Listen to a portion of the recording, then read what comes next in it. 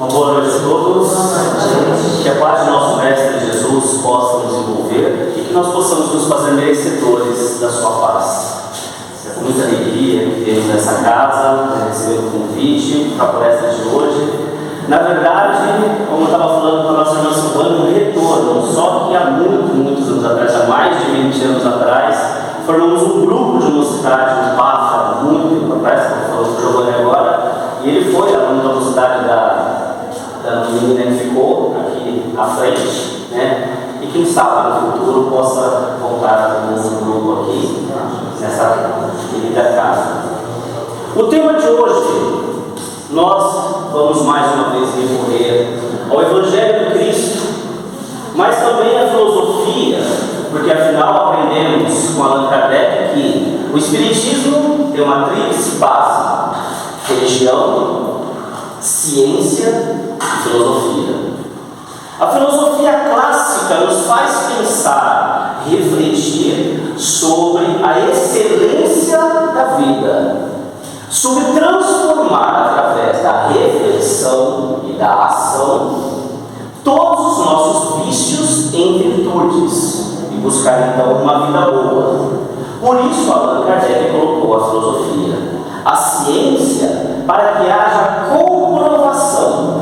E ele nos trouxe: se a ciência em algum momento for contrário ao que diz o Espiritismo, fique com a ciência. E desde 1857, quando ele disse que a ciência não provou que o Espiritismo está errado, muito pelo contrário, apenas comprovações vêm acontecendo. Se olharmos, por exemplo, para os estudos do astrofísico Marcelo Gleiser, nós veremos que ele fala de uma matéria ainda desconhecida no universo, que se deu um nome mais genericamente de matéria escura, mas ele diz o seguinte: conhecemos apenas 5% desta matéria, o resto nos é desconhecido, e ela é a matéria, um protoplasma que forma tudo que existe, mas eles não sabem como isso acontece. Temos o fluido vital que o Espiritismo nos trouxe, que os Espíritos superiores nos trouxeram. Com o tempo, muitas outras coisas serão descobertas, né? Ou virão à consciência do homem de acordo com a nossa evolução. Mas nós temos a base, que talvez a mais importante, o Evangelho. A sua base religiosa, porque traz ao homem, a todos nós, a nossa religião, aquilo que é sagrado para nós.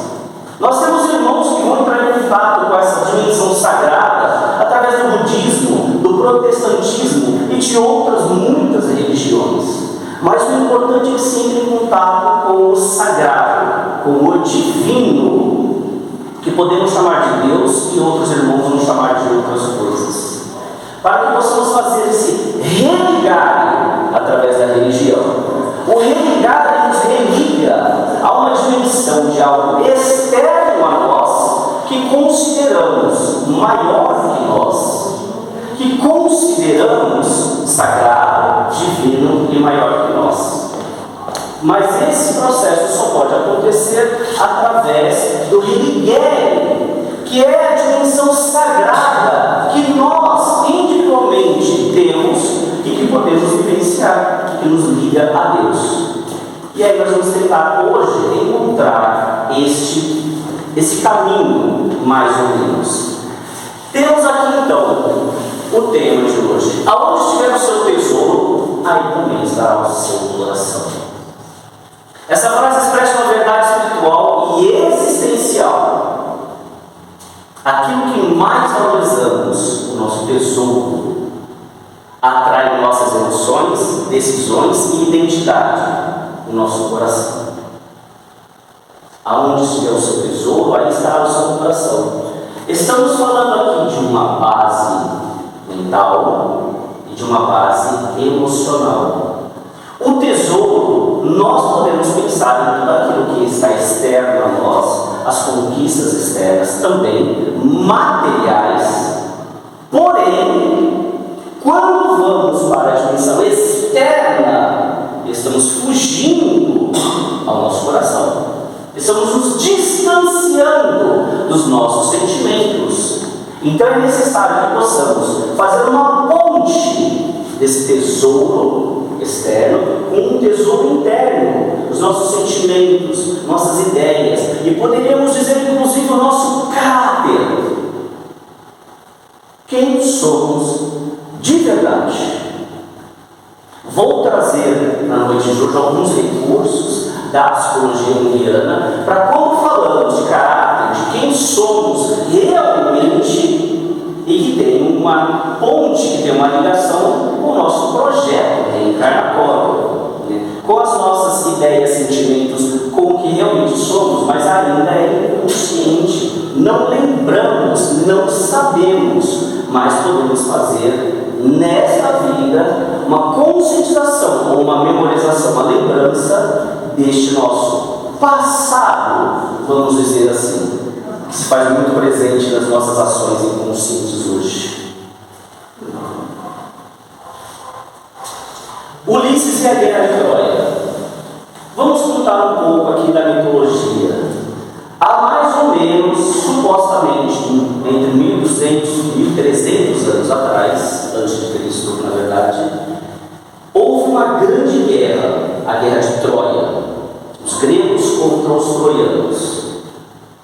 E nos conta esse mito que Ulisses, o rei da ilha de Ítaca, foi chamado à guerra.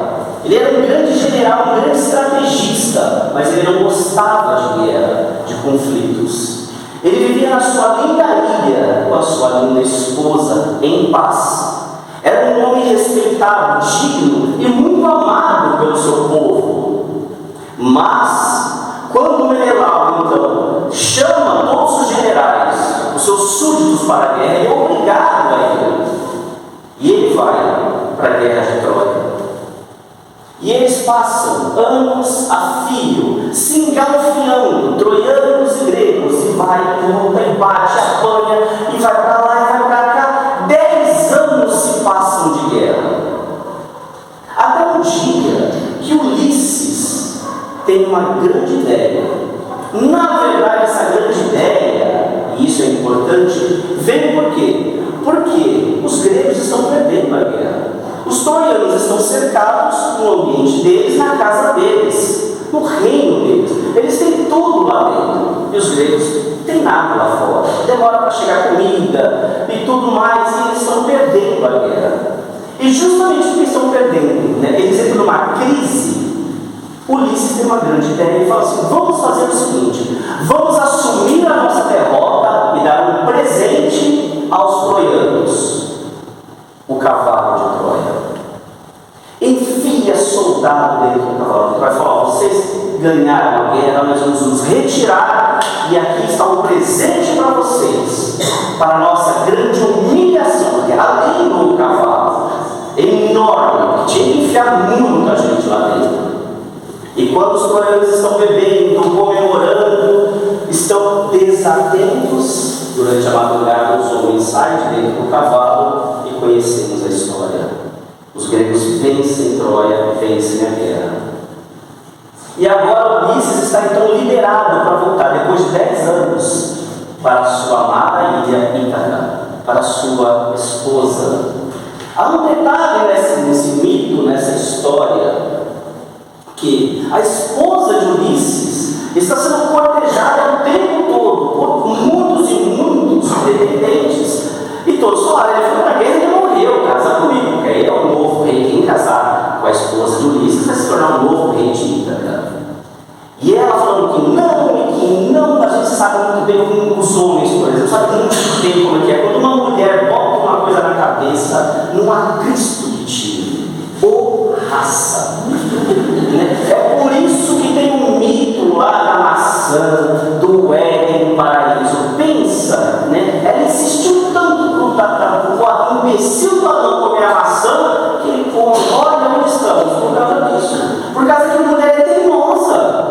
Mulher, quando quer uma coisa, ela vai até o fim. E ela: não vou casar, não vou casar, não vou casar. Só que chegou uma hora, ela não conseguia mais dizer não. E o que ela fez então? Astúcia, inteligência, esperteza de vida de uma mulher, do princípio feminino.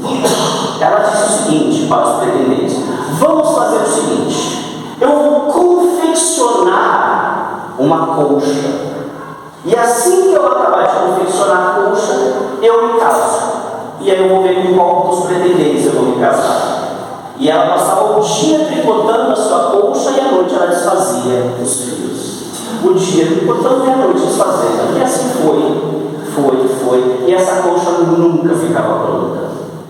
Porque ela tinha uma ideia e um ideal.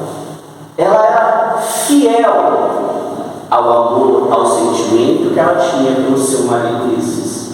E enquanto não fosse comprovado que ele estava realmente morto, ela não se entregaria a mais ninguém. Então a fidelidade é uma das características que nós vamos falar muito hoje. Voltamos a Ulisses, ele estava liberado para voltar para casa. Só que Ulisses, no meio do caminho, ele se sente ultrajado, ofendido pelo filho de Poseidon, o Cíclope, gigante. E Cíclope, a gente sabe que só tem um olho. Conta a história que os Cíclopes eram gigantes na antiguidade, que tinham 2 olhos, e um dia pediram a Zeus para ter a visão do futuro. E Zeus pediu então um sacrifício. E eles disseram: daremos um dos nossos olhos para poder ver o futuro. E eles então tinham apenas um olho a partir de então. E o único futuro que conseguiam ver era o dia de sua morte. Precisamos ter cuidado com o que pedimos, com o que desejamos e com o que buscamos. Tem muita relação com o tema de hoje. E quando Ulisses então ele foi no olho do Cíclope, de filho de Poseidon, um deus, um dos grandes deuses, um dos 3 grandes, ele é punido, ele é jogado, escravizado para ficar na ilha de Calipso. Calipso era uma deusa de quinta grandeza, mas ainda assim uma deusa. Diz a história, o mito que era uma mulher lindíssima. Então imagine a mulher mais linda que você pode conceber. Uma Juliana Paz da vida. Marisa Valverde, aquele sorriso lindo, mineira. Eu sempre imagino a minha própria esposa. Para não dar confusão, é melhor. Para que ela pega pensando numa Calipso. E aí Calipso, linda, maravilhosa, na sua ilha existiam as ninfas. E ela se apaixona por Ulisses. Ulisses todos os dias ele ia até a praia, como ele fazia em Ítaca. Só que na ilha de Calipso ele ia até a praia chorar. Ele estava deprimido porque ele sentia falta da sua esposa e da sua ilha. Ele sentia falta do seu lugar. Todos nós temos um lugar na vida. E precisamos buscar que lugar é este. E aí Zeus manda que solte Ulisses. Afinal de contas, ele venceu uma guerra. Ele é um grande guerreiro, ele é honrado.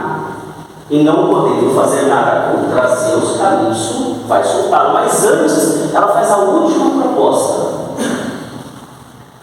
Fique comigo, me ame, seja meu marido, e eu te darei a eternidade. Será como os deuses. Mas além da eternidade, que é viver eternamente, eu lhe darei a juventude eterna. Porque não adianta ter eternidade e você envelhecer, você velho para sempre. Aquele momento que você parece uma mexa que não serve mais para nada, você está em todo lugar, não consegue fazer mais nada. Aí você tem uma mulher linda daquela que você não consegue nada. E ela então disse: eu também te darei a juventude eterna. E aí, na resposta de Ulisses, nós temos a mais alta filosofia. É preferível uma vida mortal, uma vida humana, no seu lugar, do que uma vida de Deus no lugar errado. Isso nos faz questionar: será que já conseguimos encontrar o nosso lugar? Será que já conseguimos encontrar um sentido para a nossa vida? Ou algo que nós possamos chamar de nosso lugar, que dá sentido viver? Seja uma pessoa, um relacionamento, um trabalho, que faz com que nós possamos nos sacrificar com todas as nossas forças, Quando encontramos o nosso lugar, por isso que eu falei que é importante a característica da fidelidade, como a esposa de Ulisses. Ele era fiel a si, aos seus princípios, às suas ideias, a tudo que o transformava em um homem virtuoso e honrado. E aí perguntamos ou provocamos, todos nós, será que já encontramos o nosso lugar? Nesse sentido, eu gostaria de trazer uma pequena história. Como disse a nossa irmã, eu sou psicólogo clínico. E desde o primeiro dia de faculdade, eu sabia que eu seria psicólogo clínico. Atenderia em consultório. Muitos colegas foram para outras instâncias da psicologia, alguns montaram empresas que ganharam muito dinheiro, ficaram até ricos. Mas era ali no consultório, frente a frente, olho a olho, alma com alma. E eu decidi fazer psicologia meio que fugindo ou por uma crise. Lembra que Ulisses tem a ideia do cavalo de Troia, numa crise eles estão perdendo a guerra, ele quer voltar para casa. Ele não está nem aí para a guerra, quem vai ganhar, quem vai perder. Ele tem um ideal. Eu trabalhava com TI, eu era administrador de redes, e eu busco a excelência em tudo que faço.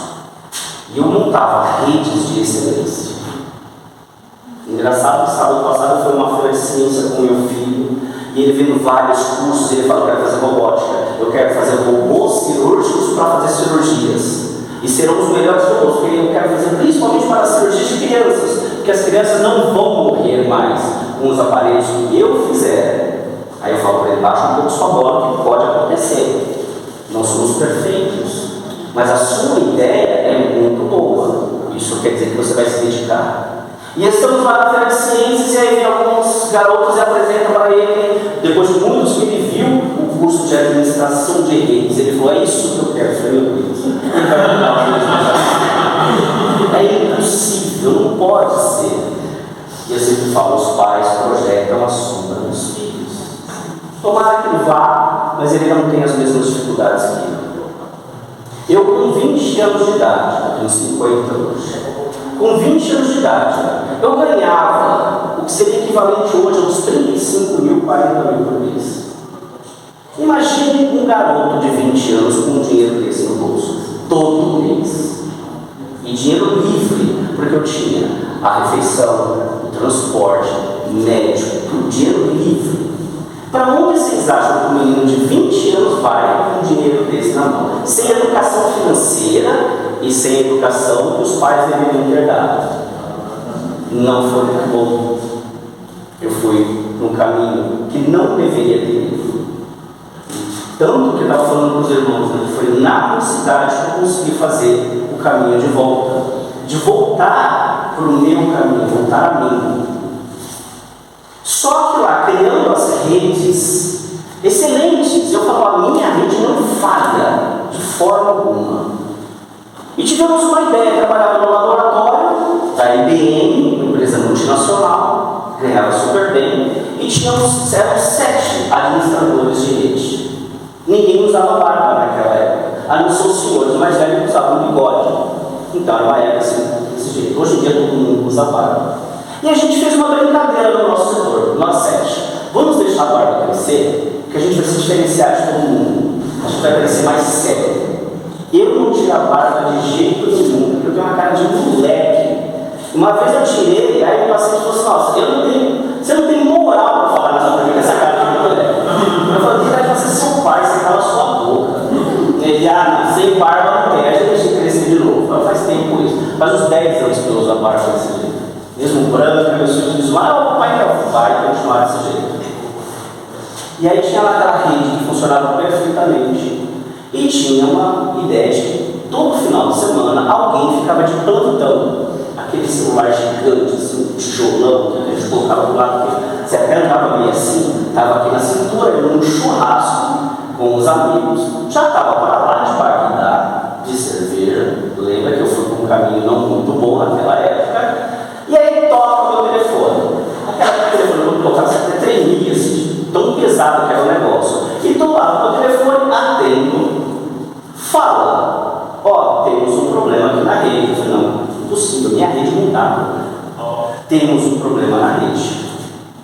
Quem fez o problema? Não importa. Foi quando fala não importa é porque tem gente grande. E aí eu saí de onde estava, fui lá para Dodóia, lá na Zona Sul, 23 de maio, por ali. Cheguei lá, achei um dos diretores, mexendo em arquivos que ele não podia mexer. E eu falei para ele, o senhor não pode mexer nisso. E ele fez uma pergunta interessante. Ele falou, você sabe com quem está falando?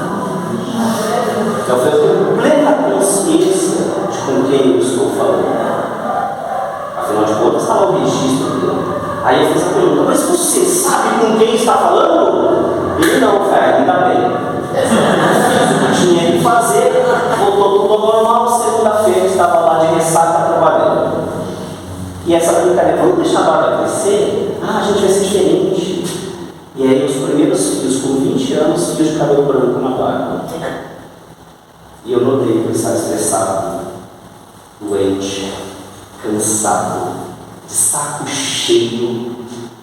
E eu odiava o que eu fazia, não importa o que eu ganhasse.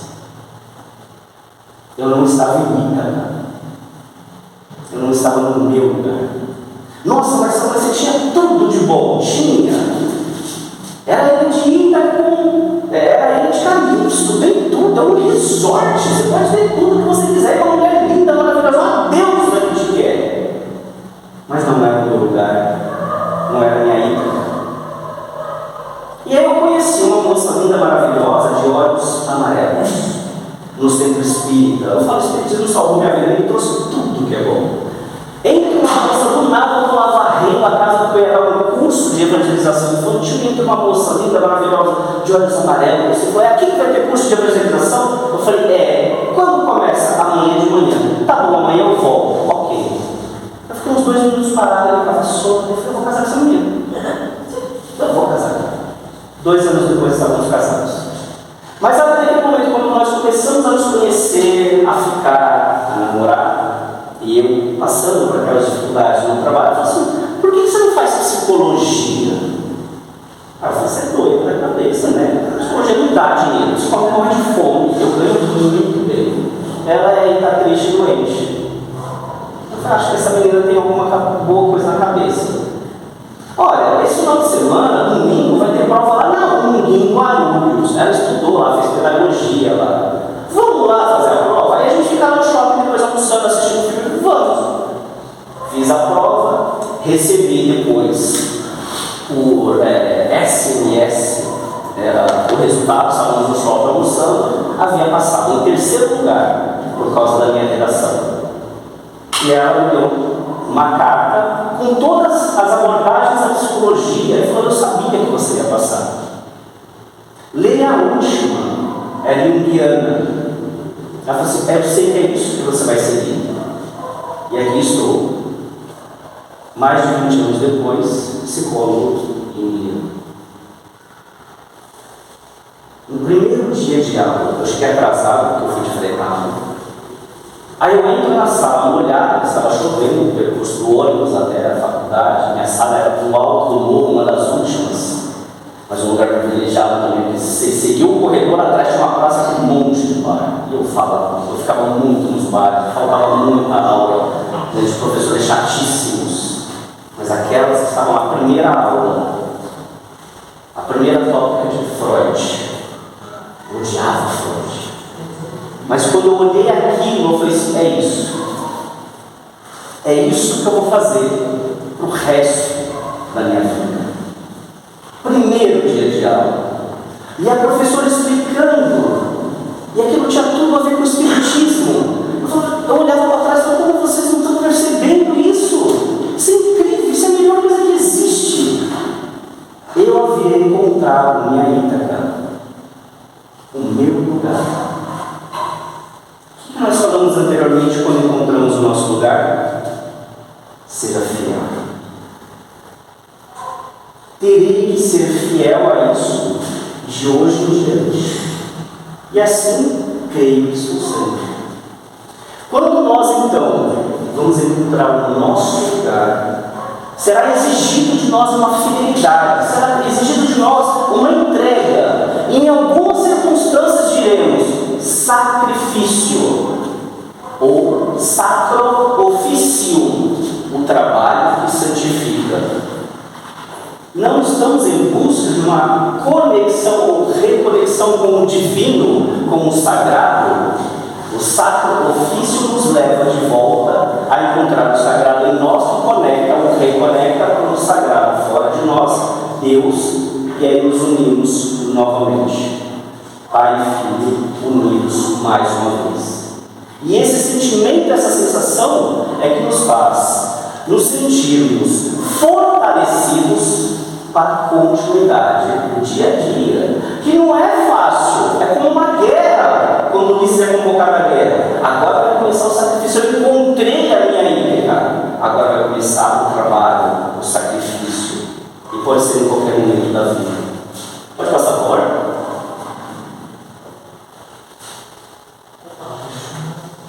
Volta. Próximo. Sobre tudo que deve guardar, guarda o teu coração. O que nós falamos anteriormente do nosso coração? Nossos sentimentos, ideias, nosso caráter, aquilo que somos em verdade. Marcelo, então quando você fala que aquilo que somos em verdade, existem coisas ruins no nosso coração, o que o Espiritismo nos ensina sobre o que é ruim e o que é bom? Ele diz que o mal, em essência, não existe. O mal é o resultado da ignorância do homem. Quando ignoramos os nossos aspectos sombrios, as nossas características ruins, aí sim nós estamos sendo maus. Paulo de Tarso dizia: faço mal, não faço o bem que quero, mas faço o mal que não quero. Quando não conseguimos olhar, sentir o nosso coração, os nossos sentimentos, e para os homens isso é mais difícil, fomos criados para negar sentimentos, para não expressar sentimentos, nós vamos o quê? Viver da nossa sombra, dos nossos aspectos negativos, e não vamos conseguir nos melhorar. Então guarda o teu coração, porque dele procede as fontes da vida. Tudo que é de belo, de bom, de construtivo, vem do nosso coração. Porque a representação simbólica do nosso coração é a nossa própria alma. E essa conexão com os tesouros, com aquilo que está fora, mas também dentro, é paradoxal, que nos faz sentir fortes, mas também fracos. Que nos faz sentir seguros e inseguros. Porque esse é o movimento da vida. Não temos certezas nem garantias. Só podemos contar conosco mesmo. E em nossas preces com Deus. E dizer: me dá força, me dá resiliência, me ajuda a continuar e persistir. Está difícil. E parece que quanto mais difícil, o resultado é melhor. Nós precisamos ter inteligência para perceber isso. Em outras palavras, o versículo enfatiza a importância de cuidar dos nossos pensamentos e emoções, e principalmente do nosso caráter, pois são esses a base de todas as ações e decisões que tomamos. O nosso caráter. Mais uma vez, pergunta e provocação. Você se acha uma pessoa de bom caráter? De boa índole? Não precisa ir muito longe. Olha para dentro da sua casa. Quem você é dentro da sua casa? Melhor ainda, quem as pessoas de dentro da sua casa dizem que você são? Está ali, as pessoas nos dizendo, porque é o lugar que a gente fica mais confortável para sermos nós mesmos. Ou desconfortável quando alguém diz o que realmente somos, porque não tem máscara dentro de casa. Eu trabalho alguns dias de semana em casa e alguns dias no consultório.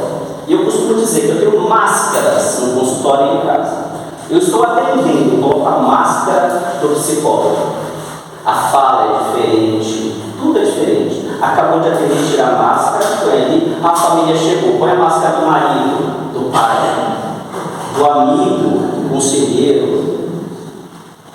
Mas essas máscaras muitas vezes escondem o que nós realmente sentimos. Quantas quantas vezes eu estou lá em atendimento, eu visto que a família chega por volta do meio-dia, 1h em casa, e o meu filho já chega na arruaça dele, batendo as coisas, colocando as coisas dele no lugar. Eu falo, chegaram. Eu amo minha família, eu amo meus filhos mais que tudo no mundo, minha esposa é tudo para mim. Mas eles chegaram. Eu falo assim, o que, mano? Aí eu ponho a máscara, eles não veem a minha decepção, a minha angústia, a minha cara. Eu ponho a máscara, vou lá, os cumprimento todos, dou um beijo nos filhos, um beijo na esposa. E aí, como foi? Tudo bem? Nada, vocês estão bem? Vai fazer o almoço no bar? Eu já fiz, já consegui hoje fazer, tá tudo aqui e tal. Volto lá pro quarto onde eu vivo, volto para a minha parte, para o meu mundo. E é tão bom, porque todo mundo sabe que eu preciso disso em casa. Eu sou neurodivergente, todo mundo sabe que eu preciso da minha solidão, do meu canto. Eu preciso ficar quieto algumas vezes.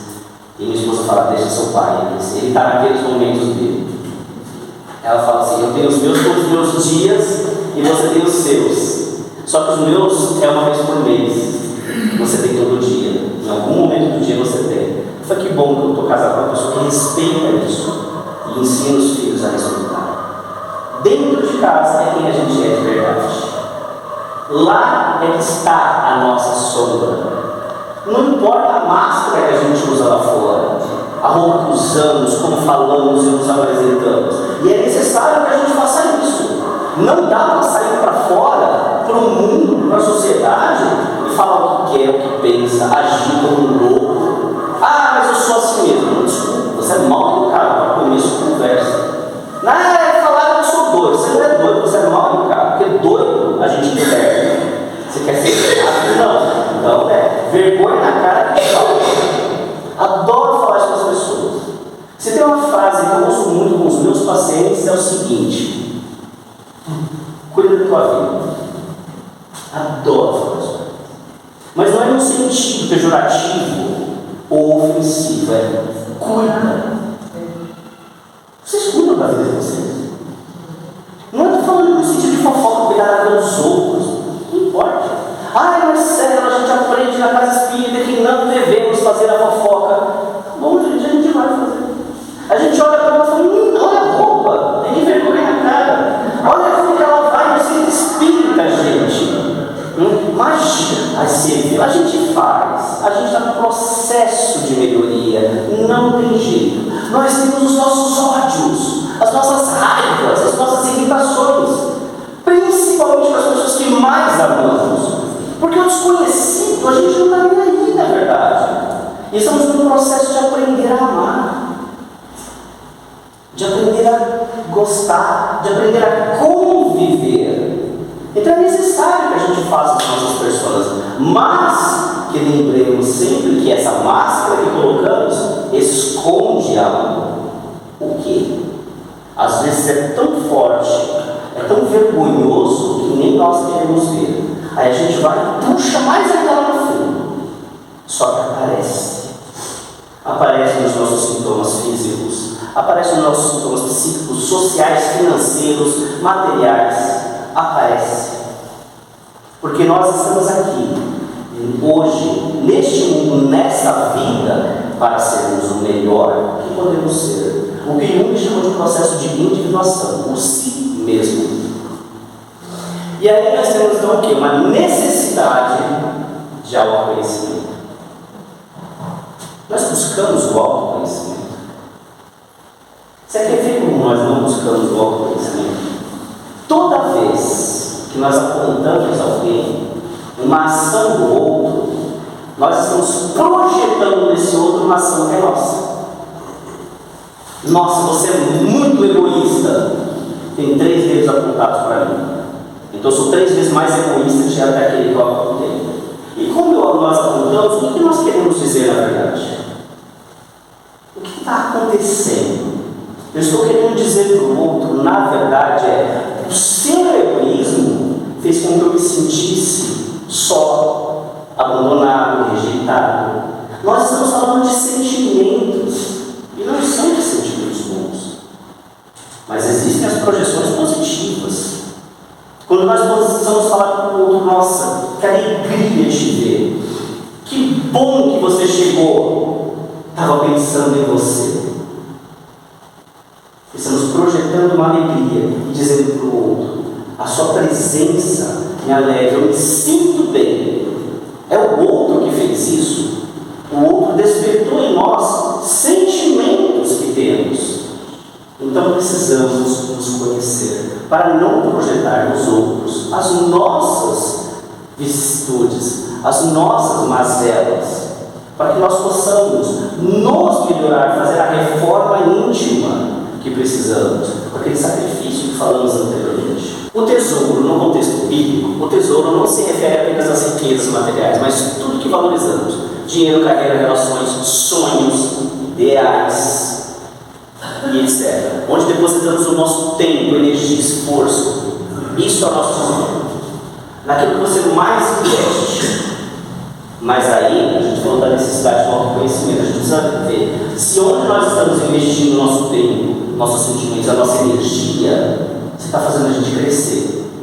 Verdadeiramente. Ah, Marcelo, você está ganhando muito dinheiro, estou ficando rico. Não, você está ficando rico. Estou perguntando se você está crescendo. Se você está evoluindo.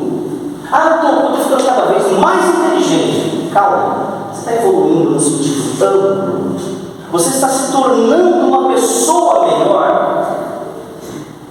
Opa, pera, não sei. Então dá um passo atrás e repensa. Continua fazendo o que você está fazendo, mas acrescenta algo mais.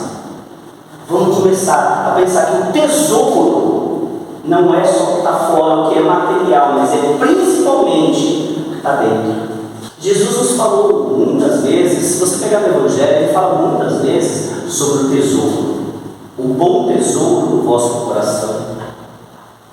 Que nós não depositemos o nosso tesouro, né, fora de nós, no mundo, porque os ladrões e a traça, a ferrugem podem corroer, podem nos roubar. Mas que possamos pensar no bom tesouro do nosso coração, que aqui ninguém mexe, é só nosso.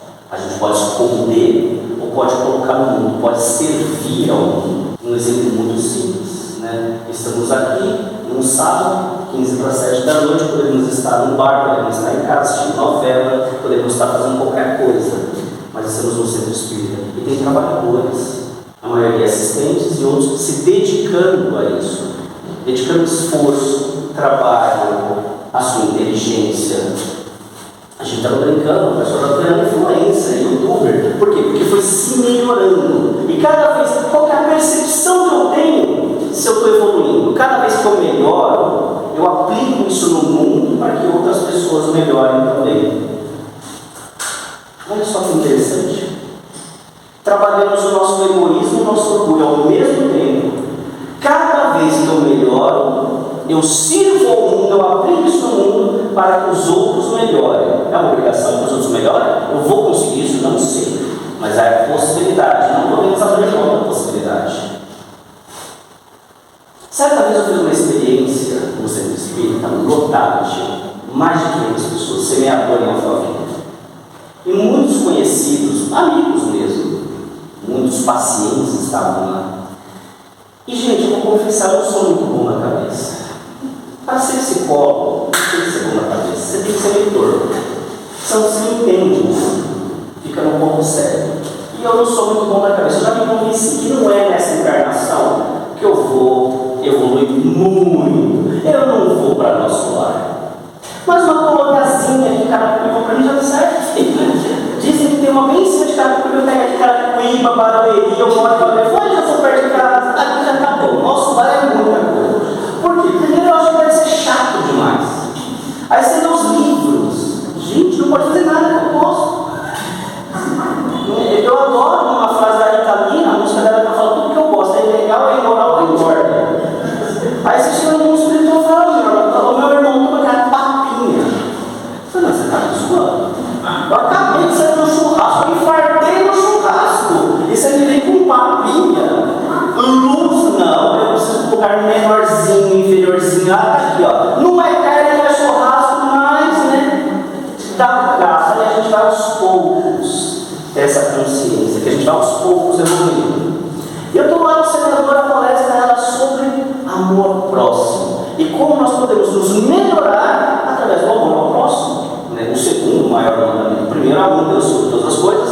E ao teu próximo como a ti mesmo. Como a ti mesmo. Qual que é a referência de amor? Jesus. Não, nós mesmos. Jesus ensinou esse amor. Jesus amou porque ele se amava. Ele dava o que ele fazia para ele mesmo. Olha que interessante.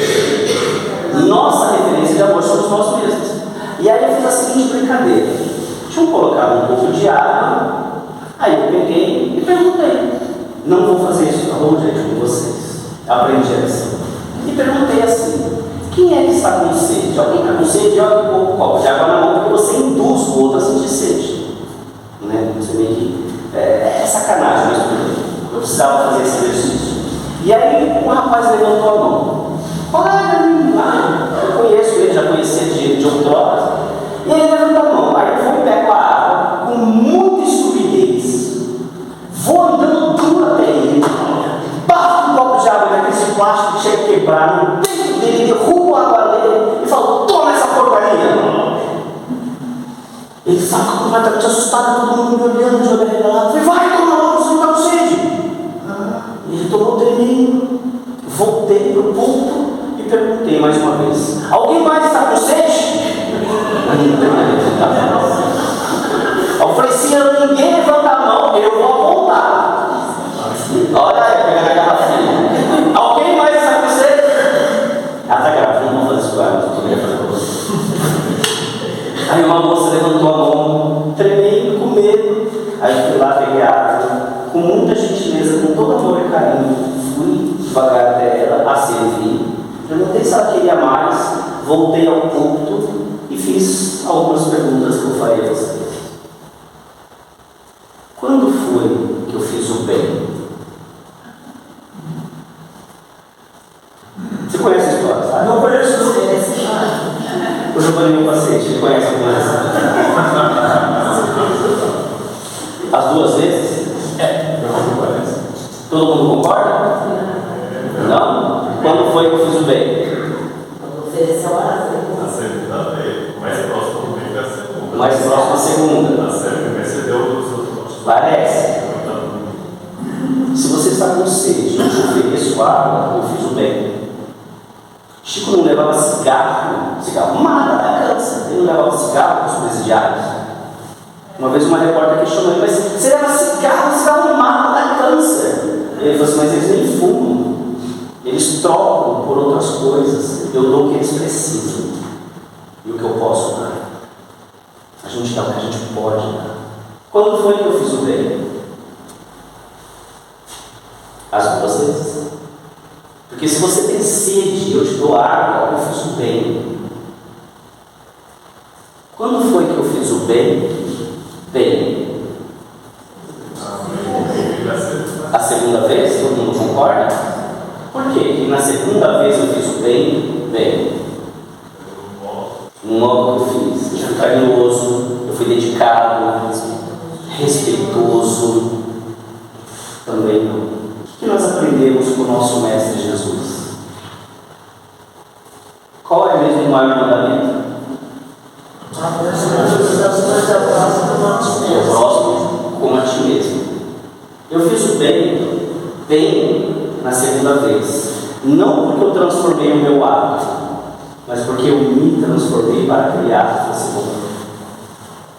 Vocês estão entendendo para onde o Evangelho começa a nos levar? E nós estamos falando aqui de encontrar essa aptidão, esse lugar, essa ítaca, e transformar isso em excelência na vida, em todas as nossas ações.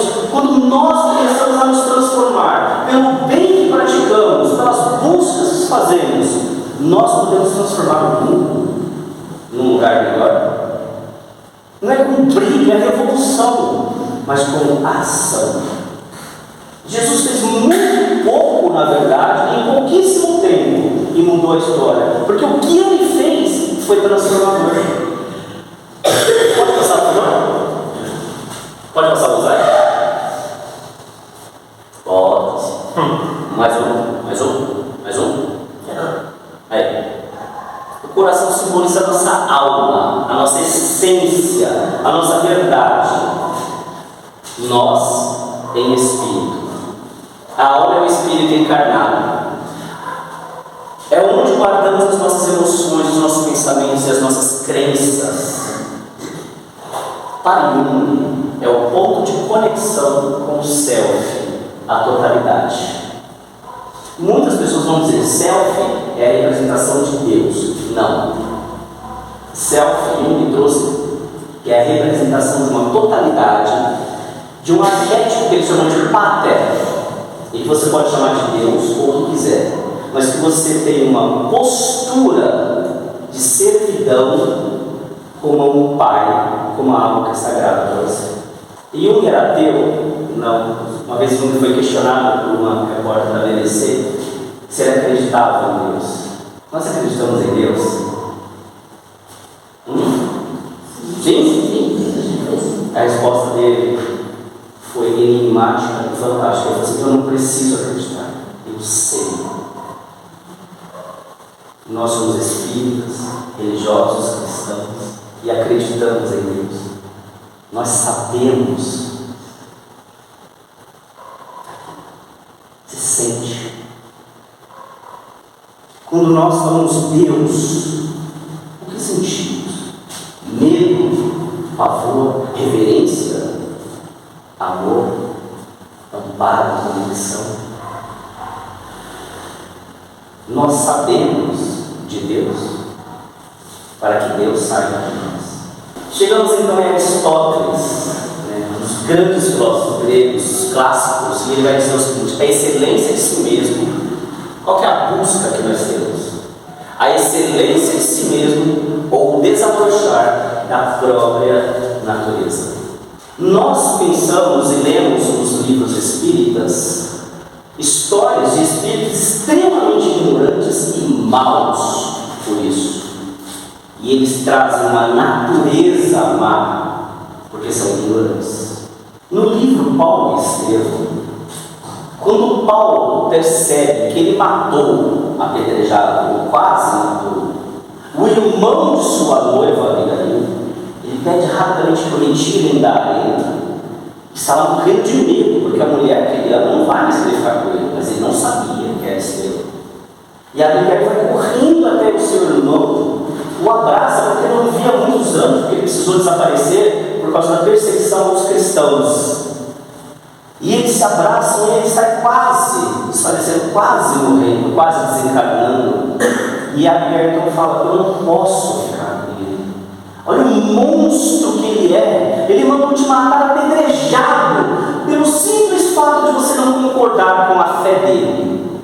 A resposta de Estevão é incrível, é transformadora, porque ele responde da seguinte forma: Abigail, minha amada irmã, siga com Paulo, porque se ele fez o que fez por Moisés, imagina o que ele fará quando conheceu Cristo. Qual foi a frase de Paulo ao fim de sua vida? Desse arquétipo sagrado que nós precisamos internalizar e viver para nos reconectar ao Pai. Eu sei. Paulo disse: já não sou eu mais quem vivo, é o Cristo quem vive em mim. Algumas pessoas podem dizer que ele enlouqueceu e se identificou com o arquétipo do Criador. Ele tinha plena consciência de que ele era um servo. Ele nunca abdicou, ele nunca se anulou, muito pelo contrário. Ele evoluiu muito em uma vida, muitíssimo para os padrões humanos, mas já era um espírito preparado para isso. Ele buscou a excelência, ainda que a sua natureza fosse má. Tomando consciência, fazendo um processo de se conhecer, ele se transformou. E aí nós vamos tomando consciência de que há ainda certas arestas em nós, que temos as nossas mesquinhezas, que temos a nossa pequenez, mas quando temos a vontade real de transformá-las, nós vamos em busca da excelência. Podemos fazer isso no nosso trabalho, no nosso convívio familiar, com os nossos amores, amigos, para a sociedade, para o mundo. transferir o mundo à excelência que buscamos para cada um de nós. Mas, Marcelo, isso não seria um tipo de arrogância? Claro que não. Quando nós falamos de escala espírita, de evolução, Jesus foi o espírito mais evoluído que pisou na Terra até hoje. E eu vou falar uma coisa que eu costumo falar em todas as casas espíritas que eu vou, porque eu escuto muito. E eu sou extremamente fiel aos meus estudos espíritas e aos meus estudos da psicologia. Então eu costumo dizer, a lealdade e a fidelidade é uma das características que eu mais gosto de trabalhar em mim. Eu sou fiel a Jesus, eu sou fiel a Kardec, eu sou fiel à minha família, à minha esposa e ao sentimento que eu tenho por eles, e eu sou fiel aos estudos. E eu escuto muito. Jesus esteve entre nós e ele era perfeito. Aí eu falo assim, vamos ler o livro dos Espíritos. Aqui, questão 100, escala espírita. Espíritos perfeitos em carne? Não.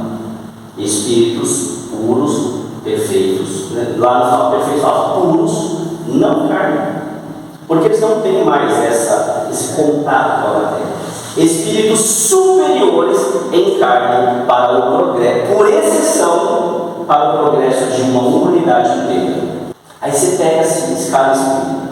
Pega degrau, desde o mais inferior ao mais, aquele do superior, aí vai virar puro. Puro já não tem mais degrau. Mas em aquele espírito que já está trabalhando muito no bem, e aí no superior tem um degrau. E Jesus vai ali, subindo, e ele está dando um limiar da linha para ser um espírito puro. E aí chega Deus para ele. Imagina, espíritos puros veem Deus, segundo a escala espírita, que estão no seio, e vivem no seio de Deus. Ele ainda não vê Deus, ele é superior, mas ele recebe uma proposta. Todos nós recebemos propostas todos os dias. Seguinte, filhão. Deus, eu estou imaginando Deus no diálogo com Jesus. E aí, filhão, tudo bem? Tudo bem. E aí, está fazendo o quê? Nada, estou aqui no celular jogando um pouquinho. Tem outra coisa para fazer. Estou esperando aí. Opa, beleza, né? Tá livre? Estou livre. Seguinte, cara, eu estou querendo criar mais um mundo, mais um planeta. E aí, você toca? Fácil para mim, é tipo brincar de argila. Redondinho na terra. Claro que é um processo muito mais complicado que isso. Esqueci de falar.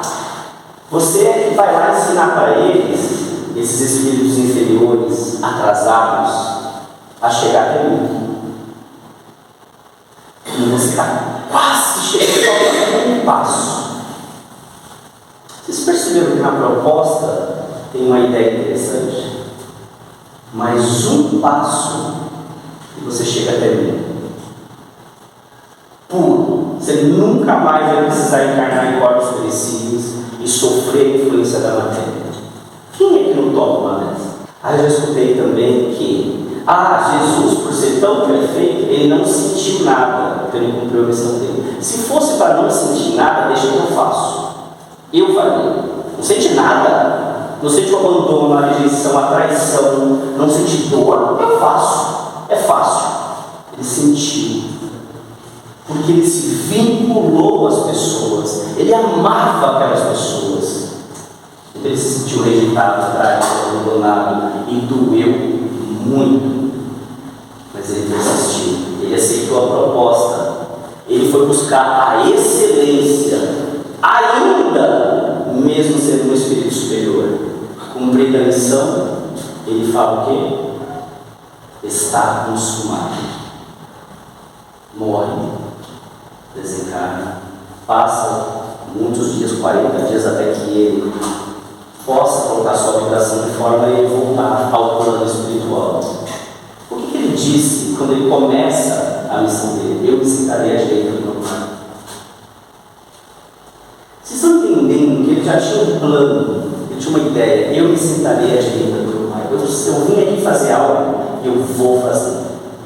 Quando a gente sair daqui, eu costumo dizer o seguinte: dentro da casa espírita, a gente fala umas coisas legais, muito engraçadas, a gente chora, a gente ri. Aqui não serve para nada. A espírita está aqui protegendo a gente, quem é que a gente está vendo? Tem um monte de espírito protegendo a gente, dá paz, faz tudo. Lá fora começa tudo de novo. Vamos clicar imediatamente? Vamos buscar excelência? Nossa, nós vamos evoluir, nós vamos virar espírito de luz. Para praticamente faróizinhos na hora que a gente sair. Não, eu vim de moto.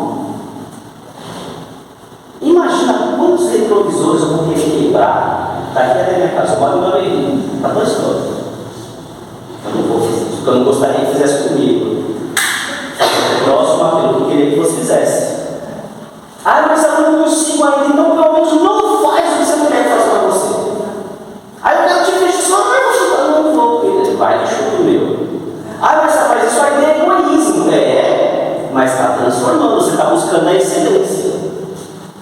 A gente está se transformando, a gente está começando a fazer o bem. Muda para mim? O conceito de eudaimonia é um conceito grego. Os antigos gregos vivenciavam isso e falavam o seguinte: eudaimonia é o bem supremo e o objetivo final da vida humana, frequentemente traduzido como felicidade, mas com um significado mais profundo de florescimento, prosperidade e autorrealização. Ela é alcançada através da prática constante das virtudes, tanto morais quanto intelectuais, que levam a uma vida plena e virtuosa. Essa felicidade não é um estado temporário, mas sim uma atividade e um processo contínuo que requer esforço, razão e a excelência humana. Todo dia, toda hora. Precisamos estar o quê? Vigilantes para buscar essa excelência, essa felicidade. A pergunta que cada um vai se fazer particularmente: o que me faz feliz?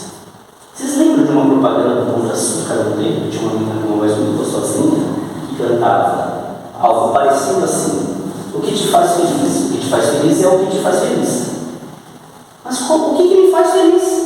Ela não responde a pergunta, ela faz a pergunta e ela responde com outra pergunta: o que me faz feliz? O que faz cada um de vocês, cada um de nós, felizes? Será que a gente não pode olhar para as coisas mais simples da vida e encontrar felicidade? Eu daqui a pouco vou voltar para minha casa. A faxineira estava em casa hoje. No dia que a faxineira vai em casa, aprendi isso com a minha mãe. No dia da faxina não faz janta para não sujar o fogão. Desculpa, aprendi com a minha mãe e eu acho que ela está certa. No dia da faxina ninguém mexe no meu fogão. Não respinga nada, não suja. Aí eu vou cozinhar no dia seguinte, amanhã eu costumo cozinhar no domingo, pinga, uma gotinha de sujeira. A moça veio ontem, respeito o serviço dela. Eu gosto da minha casa muito arrumada, muito limpa. Só que, essas horas, meus filhos já devem estar em casa. Minha casa já deve estar na sua. Porque minha filha, todos os dias, fala: tira isso do chão, pega e põe no cesto, arruma, é aqui o lugar. Meu filho, levanta daí, sai do meu lugar, porque o lugar no sofá, meu lugar. Esse aqui não é o seu lugar, a casa é de todo mundo. Não, a casa é minha, quem pagou foi eu. Então eu vou pro meu quarto, eu dentro do seu quarto, dentro da minha casa, é do jeito que eu quero. Eu deixo todo mundo infeliz, né? Mas a verdade é que quando eu volto para minha casa, eu fico feliz com isso. O que a gente vai comer hoje? Vamos pedir um lanche, uma pizza, um isso, um aquilo, contanto não sujo meu fogão, me deixa aqui. Amanhã a gente pensa de novo. É simples. Vamos comer um lanche, conversar, bater papo. Se eu der sorte, já vai dar para assistir Quarteto Fantástico hoje em português. Não vou assistir em inglês mesmo, porque eu adoro filme de heróis. Dá para trabalhar muito a questão de mitologia dos heróis, a questão cívica. Se não, a gente assiste uma série. O que faz cada um feliz? Pode ser coisas mais complexas. Meu time ganhou hoje, agora há pouco. 1-0 Corinthians. Vocês perceberam uma luz aqui no palco, aqui na frente? É por disso, É por causa disso, eu sou corintiano. Os palmeirenses, vocês percebem, tem uma coisinha escura, assim, ainda mais essa semana. São os irmãos que a gente precisa orar por eles muito. São Paulino, deixa pra lá. É a coisa que a gente não precisa nem olhar, mas deixa, um dia ele se acerta. Santista, existem poucos, então também deixa para lá. Corintiano é feliz, é aquele povo que você chega contagia. O que faz a gente feliz? Uma vez eu levei meu filho não fala palavrão, meu filho é muito nerd, ele tem as questões dele, meu filho é autista suporte, a gente fez os testes agora recentemente com ele, eu também apliquei os testes, no suporte. Vai tudo bem, mas ele tem umas questões sociais. E levo ele na Arena Corinthians, foi ele e o padrinho dele, um amigo de longa data. O menino se transformou num jeito, ele gritava, ele xingava, porque ele estava jogando muito mal. Ele dá licença, no primeiro dia que eu vou no estádio, eu sou azarado mesmo, eu sou pé, meu time vai perder. Eu falei, nem é o time dele, nem gosta de futebol, eu odeio futebol. Ele fica do meu lado assistindo e fala que era companhia, gosta dessa companhia, mas eu odeio futebol, nem ligo esses caras. E ele não liga mesmo, ele não está nem aí, ele não tem relação com aquilo. Mas ele se transformou naquele dia. Eu falei, gente, esse menino está possuído. Depois a gente vai fazer esse cabelamento dele. Aí teve uma hora, o zagueiro foi assim, se jogou de bomba no chão, errou a bola, quase gol do adversário. Aí ele falou assim, papai, eu posso xingar? Eu falei, vai, filho. Tá. Aí vai xingando o jogador. Aí o padrinho dele falou, nossa, depois a gente vai dar um palmante assim para ele, porque ele realmente. A questão dele estava infeliz, porque a ideia é ele fazer de si mesmo, eu sou pé frio, eu sou azarado. No meu primeiro jogo, aí o Corinthians, aos 48 do segundo tempo, fez um gol. Ele grita, ele vibra, ele ficou super feliz, porque o Corinthians ganhou? Não, ele não vai ganhar, porque ele não é mais pé frio, porque ele não é azarado, porque a vida agora tem um novo brilho, um novo sol. O que faz a gente feliz? Na busca da excelência, nós buscamos nas nossas ações o que nos faz feliz. E vamos encontrando felicidade naquilo que nós fazemos ao nosso semelhante, ao nosso próximo, que faz a gente se sentir bem e devolvermos isso ao mundo. Muda para mim, por favor. Potência de agir em Spinoza. A potência de agir é a energia intrínseca de cada ser para preservar as suas, perseverar em sua existência. Uma força vital que nos impulsiona a agir, pensar e sentir. Essa potência é dinâmica e oscila de acordo com os encontros que temos com o mundo. No mundo. O mundo está legal, potência de agir positiva. O mundo faz a gente se sentir mal, potência de agir negativa. Podemos chamar isso de tristeza. Ações que vêm de uma compreensão clara e distinta aumentam a potência de agir e geram afetos alegres. Prestem atenção. Ações que vêm de uma compreensão clara e distinta aumentam a potência de agir e geram afetos alegres, enquanto que paixões tristes, os vícios, causam influências causadas por influências externas inadequadas, diminuem essa força vital. A liberdade para Spinoza é a capacidade de agir ativamente, de forma intrínseca, em oposição à servidão de ser determinada por causas externas. Tudo que está fora nos afeta negativamente, porque pode fazer com que a gente queira, deseje, nos atraia. Uma das questões que a gente está falando hoje é a fidelidade a si mesmo. Fidelidade da esposa de Ulisses, de Ulisses, a sua vida, a quem ele era, essa lealdade, a fidelidade a si mesmo. Quando olhamos para fora, tem uma desconexão ou uma conexão com o nosso mundo interno. Ficamos felizes ou tristes. Eu olho para fora, vim de moto, é uma pizza, velha só, muito velha. Marcelo, por que você não troca? Por que você não compra outra? Porque é econômica, eu sou muito vaga.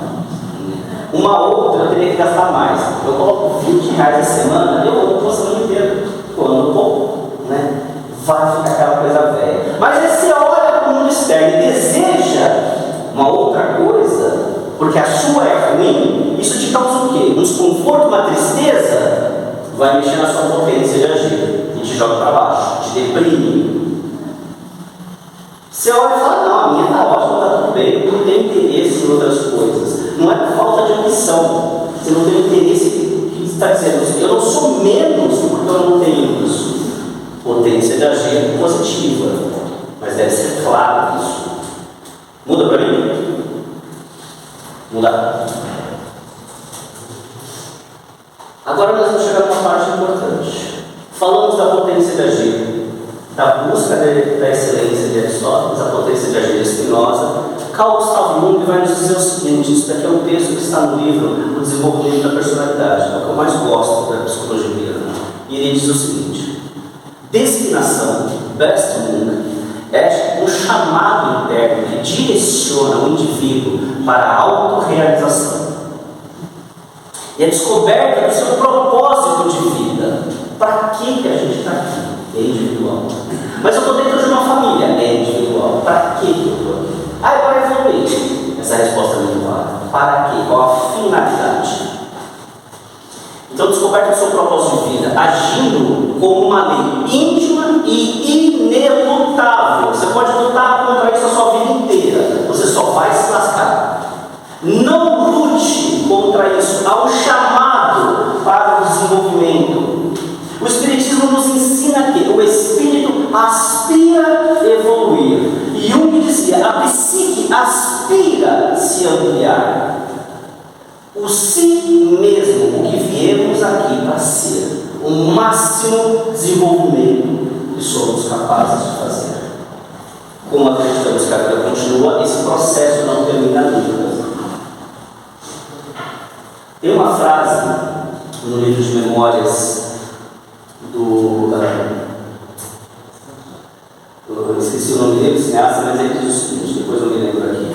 Ele fala o seguinte: busquei ser o máximo possível de mim mesmo. O máximo possível de mim mesmo.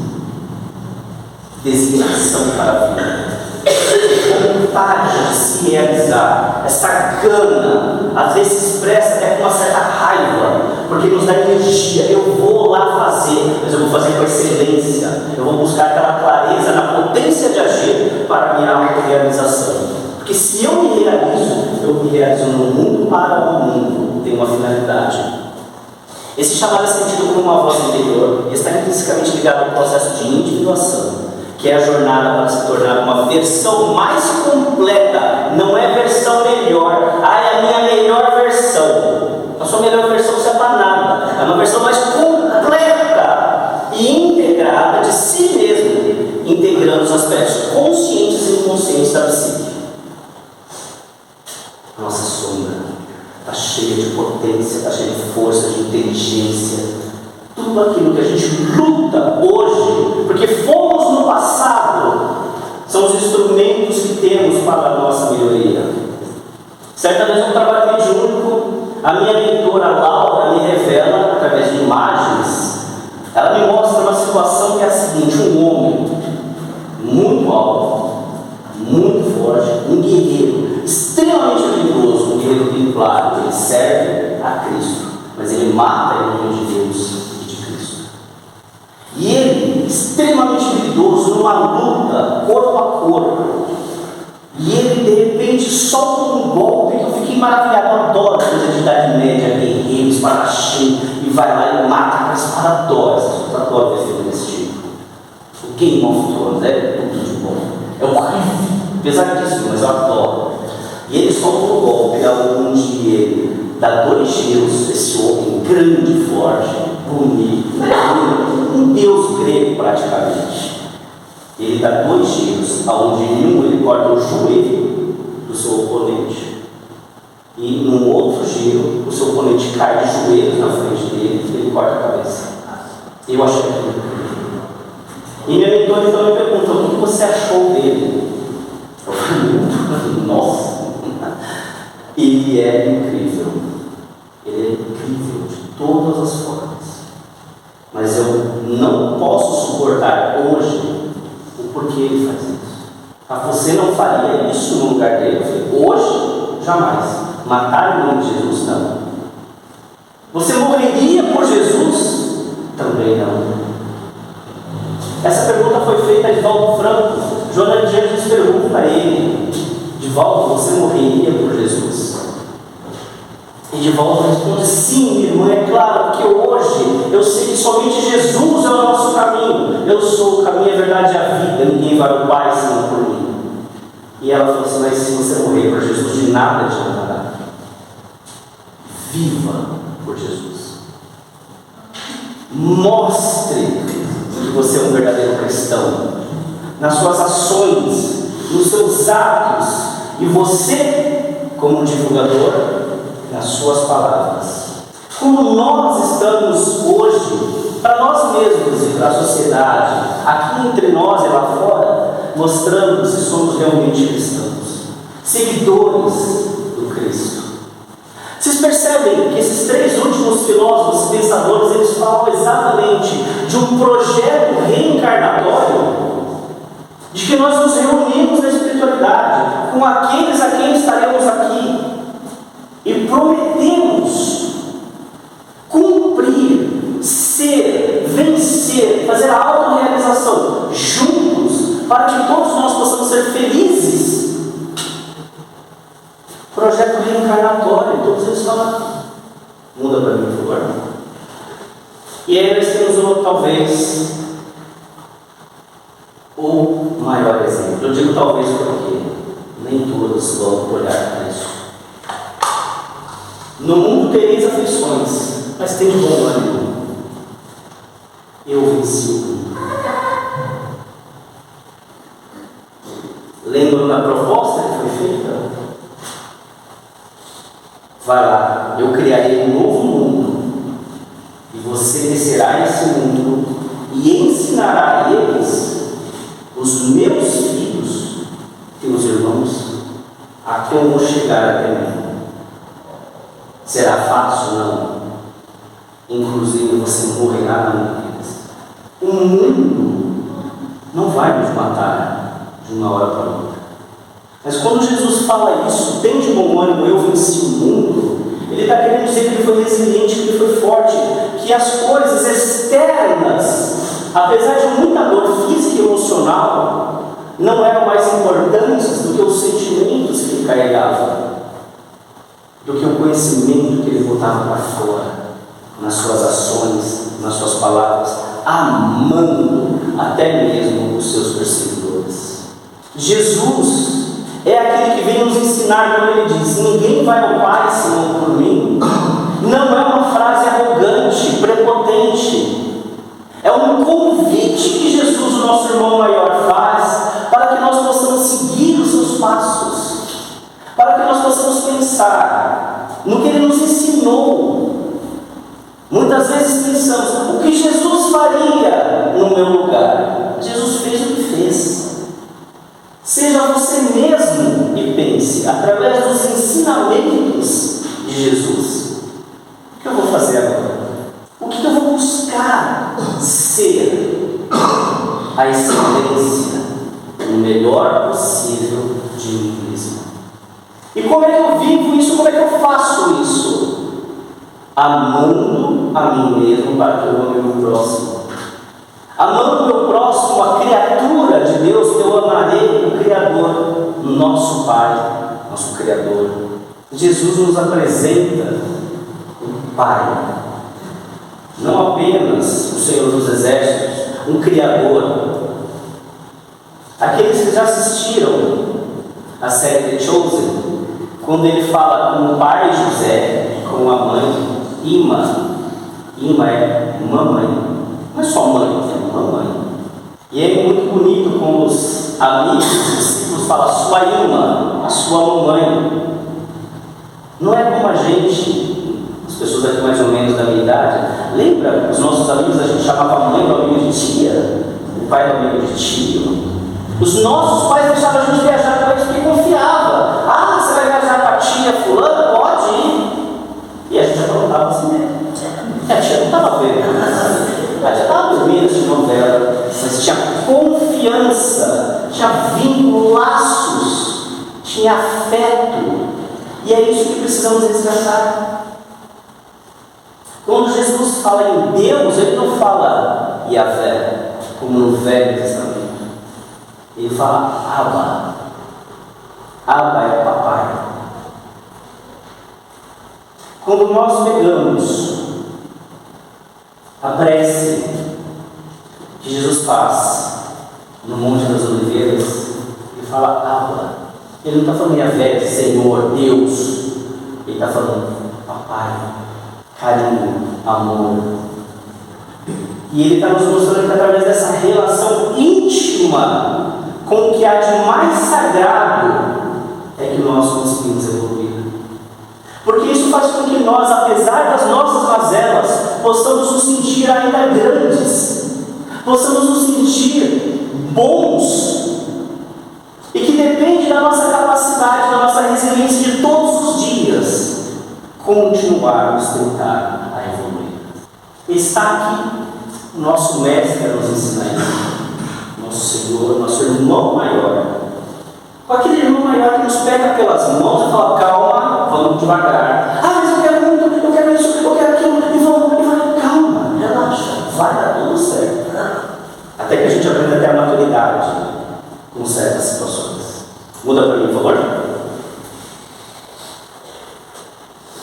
O Evangelho de Jesus nos convida a refletir sobre o que realmente importa na vida e a direcionar o nosso coração para as coisas de Deus. Pois o que valorizamos mais revela nossas verdades íntimas e nossas prioridades. Muda, por favor. E aí nós vamos fazer a última pergunta de hoje. O que a vida tem que ter para valer a pena? Porque vocês vão me desculpar. Se vocês estão aqui numa vida xoxa, chata, quase que insuportável, vocês estão errando muito. A vida tem que valer a pena. Já que a gente vai se lascar e vem para esse mundo de provas e expiações, e não somos bons, ele só é de provas e expiações, porque nós estamos aqui, tem que valer a pena, tem que ser bom. Se não for brincar, não resta o tempo. A resposta que Jesus nos dá é: a vida que vale a pena ser vivida é a vida assumidamente dedicada ao outro.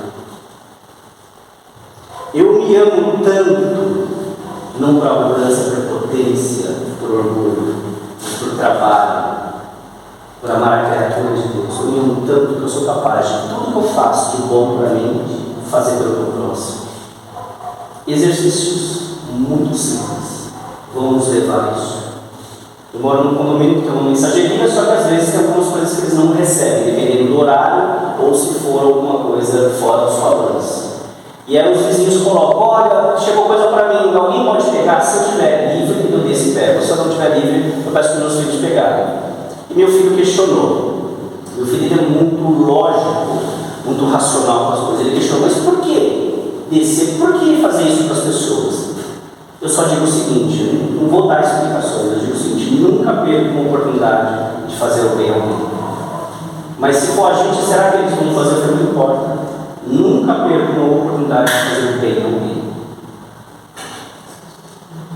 E aí, quando nas pequenas coisas ele vai aprendendo, e eu fico feliz, porque vai para a excelência, atinge a potência de agir no bem e aquilo que Jesus nos ensina. Uma vida que vale a pena ser vivida é uma vida assumidamente dedicada ao outro, a fazer o bem, bem. Não porque o ato foi bom, mas porque nós nos transformamos. Meus queridos irmãos, para encerrarmos, eu gostaria de trazer um poema do Padre Fábio de Mello, que eu acho que tem uma relação com o que falamos hoje, que diz mais ou menos assim: eu procuro por mim, eu procuro por tudo que é meu e que em mim se encontra. Eu procuro por um saber que ainda não sei, mas que de alguma forma já sabe de mim. Eu sou assim. Um processo constante de vir a ser. O que sou e ainda serei são verbos que se conjugam sob a aura de um mistério fascinante. Eu me recebo de Deus e a Ele me devolvo. movimento que nunca termina, porque terminar é o mesmo que deixar de ser. Eu sou o que sou na medida em que me permito ser. E quando não sou, é porque o ser não sou de escolher. Muito obrigado, meus irmãos, que Jesus nos abençoe.